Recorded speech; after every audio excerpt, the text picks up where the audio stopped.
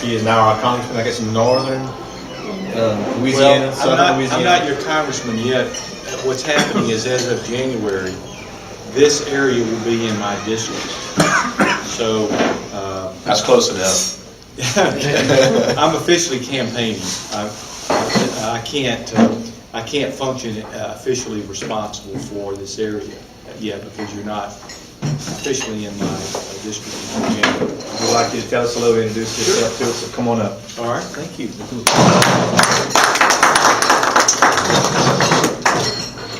It's okay, we'd like to hear about yourself and Sure. your platform, and your view on a few things, maybe talk about your thoughts on the debate last night.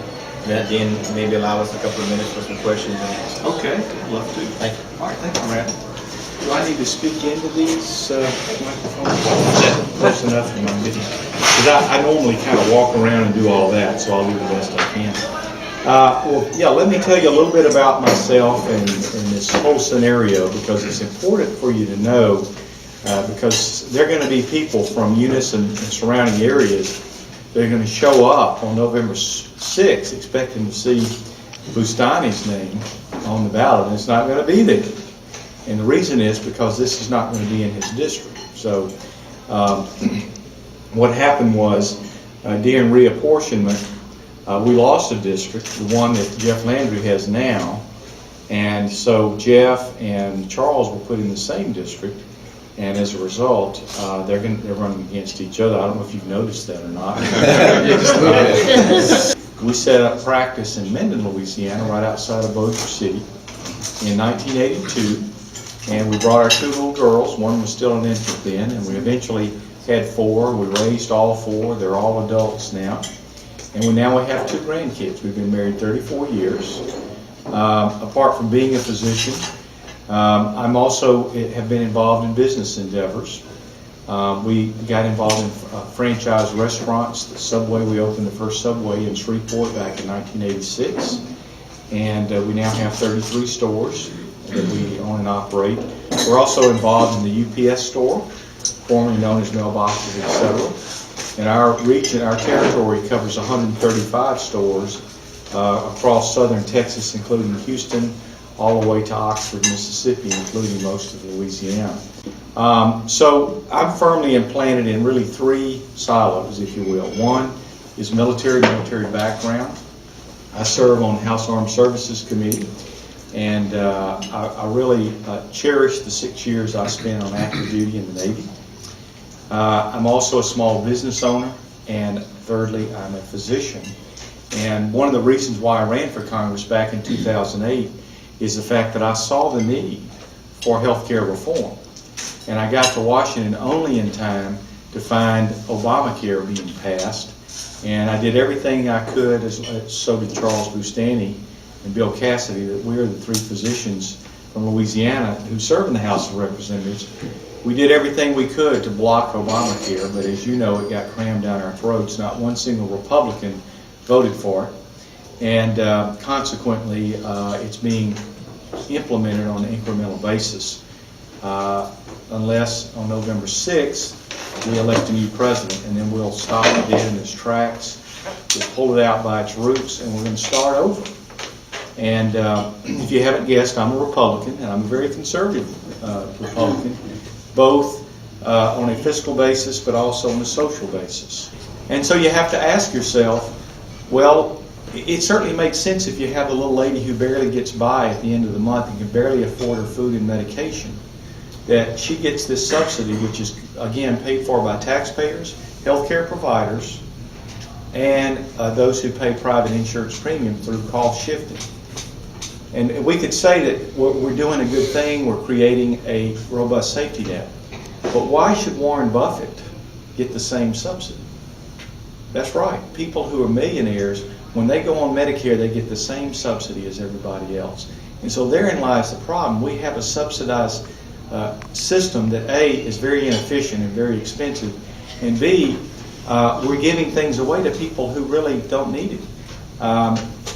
When I become a senior, when I reach age 65, assuming I'm not on the congressional health plan and so forth, I think my income level is going to be such that I don't need that kind of subsidy. And so why should I have it? Why should anybody who makes, $80, $100, or $150,000 a year, why should their premiums be subsidized? Now, that's not to say they shouldn't get the Medicare benefits that go with it, but why should they get a 3-to-1 subsidy? So it's going to be means tested out in the future, and that's part of Paul Ryan's plan. The other thing that Paul Ryan does in his budget plan is for those future seniors, 10 years or more out, they would have a health plan like we have in Congress, which is we go onto a website or into a booklet and we choose from hundreds of different health plans that are private health plans that are competing for our business. We can get high option, low option. We can get gold plated, we can get bronze. We can get health savings account, no health savings. We can get HMO, we can get PPO. We can get concierge health care. We get whatever we want, but we got to pay our part of the premium. Government pays part and we pay part. That's the way it'll be for future seniors, those who are 55 and younger, because when they reach 65, what will happen is that that may be my phone here.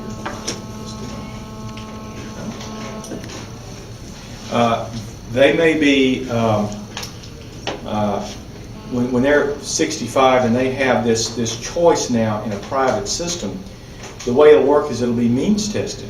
So if you're somebody who's low income, you're on a fixed income, then you get full freight paid for, courtesy of the U.S. government and the dollars you put into it, even if it is subsidized.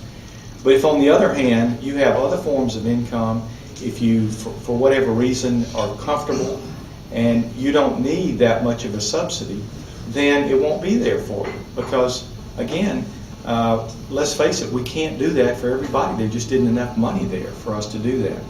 President Obama plans to cut Medicare. He just doesn't want to admit it until after re-election. Well, we want to reform it and make it a better program and give you more choices as consumers. We don't want to cut it. We just want to make it where it's workable and it begins to pay for itself, particularly when it comes to people like me who may be a higher income and we don't need that kind of subsidy. And I'm not talking about taxing people with higher incomes. That's not the solution to our problems, because what that does is slow the economy down. What I'm saying is, if I'm a senior, let's say I'm 65, and I have to pay the part of the premium that the government would subsidize for me, then what am I going to do? Well, I'm going to do everything I can, first of all, to stay healthy. I'm not going to smoke. I'm going to exercise. I'm going to control my cholesterol, because if I get sick, I've got two problems. One is the disease itself, and number two is the cost. So I'm going to do everything I can to reduce that cost. So I'm going to live a healthy lifestyle. And number two, I'm going to work through the kind of programs that save money. I'm going to emphasize generic drugs. Now, that might not be good for the pharmacist, but that's what I'm going to do. I mean, if it's just as good as the brand name, that's what I'm going to use.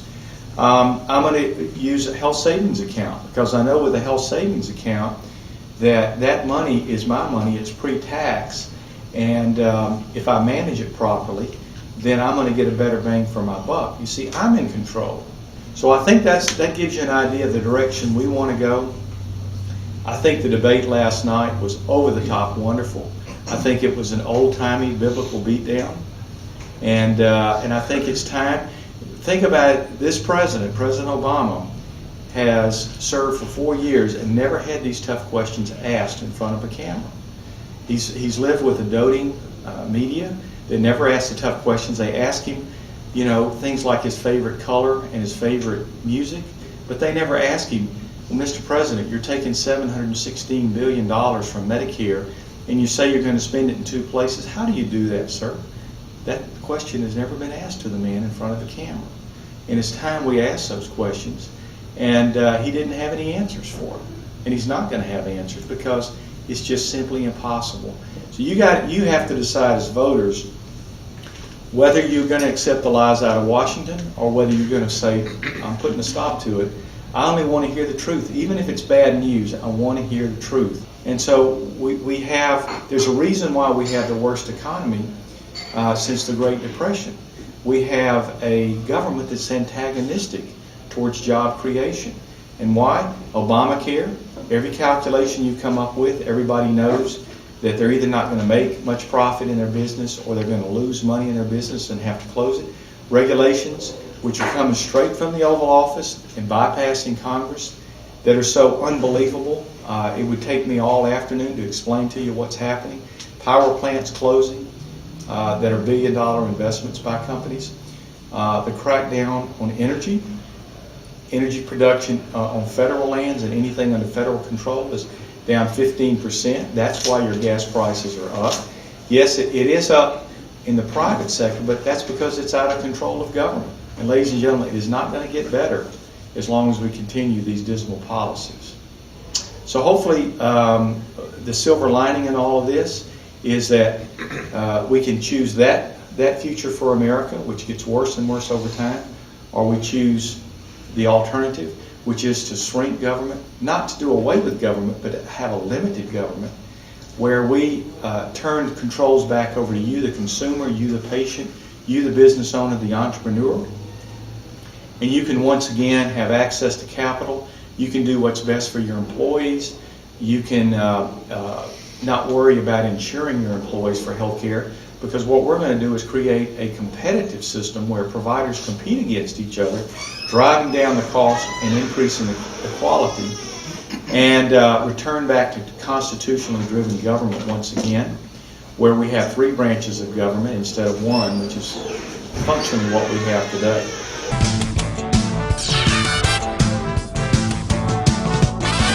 Keep